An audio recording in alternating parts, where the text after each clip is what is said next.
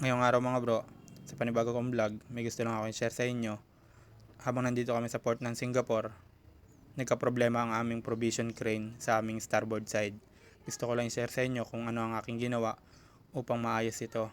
Dahil ang provision crane ay kailangan gamitin upang i-ship ang mga provision mula sa shore at papunta dito sa aming barko. Pero bago yun mga bro, share ko lang kung paano ko manual defrost ang mga provision chamber namin.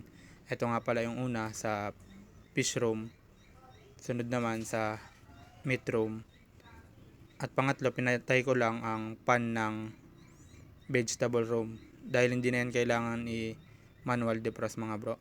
Dahil ang set point lang naman yan ay positive 5. Start no? This light, na? Check light. Dahil kung napansin nyo mga bro, nang in-start button namin ni Boson dun sa pinakang provision crane ay hindi ito gumana. Kaya pinuntahan ko na ito sa starter panel mga bro. At i-check ko ang loob nito kung anong naging problema sa loob. Kung mapapansin nyo yung mga indication light, okay naman. May source din siya. At yung pinakang main breaker, hindi naman nag-trip. Kaya ang ginawa ko, check ko ang loob. At chinek ko rin ang overload protection nito mga bro. Kung mapapansin nyo mga bro, yung indication ng overload protection, nakatrip siya mga bro.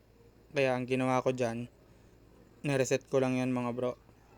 Pinindot ko yung kulay green na button, tapos nareset na siya mga bro.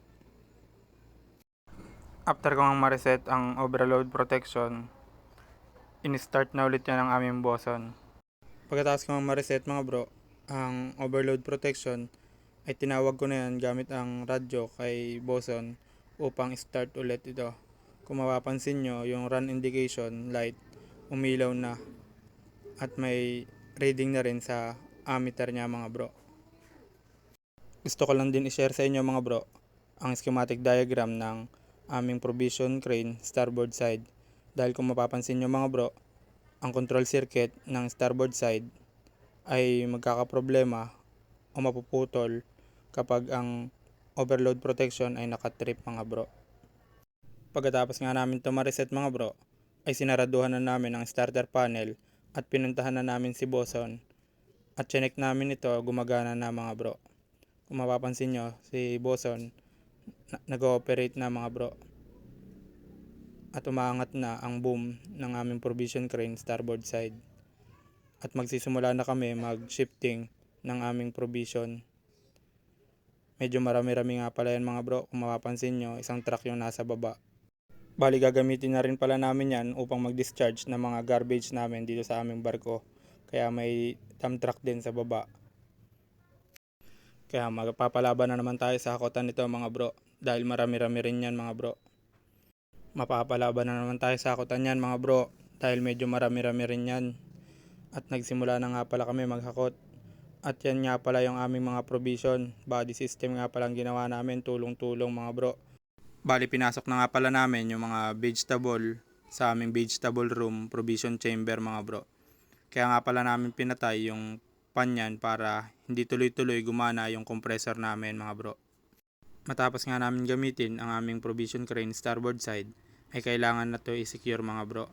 Kung mapapansin nyo, binabalik na ito sa dating posisyon at ikakabit ko lang yung pinakang lashing cable nya dahil tinutulungan ko ang aming boson para ma-secure ito ng maayos mga bro. At pagkatapos nun ay pumunta na ako sa aming provision room upang paganahin ang refrigeration cycle ng aming provision plant. Kung mapapansin nyo, yung indication light ng compressor umiilaw na mga bro dahil gumagana na ulit ang compressor mga bro. Shoutout nga pala sa aking mga kasama sa electrical team dito sa aming barko, kasama ang aming Russian na ATO. Salute sa iyo sir, maraming salamat sa mga tinuro nyo sa amin. Shoutout din pala sa iyo paring John Lloyd, future chief engineer namin yan. Iba talaga ang saya kapag maayos ang samahan.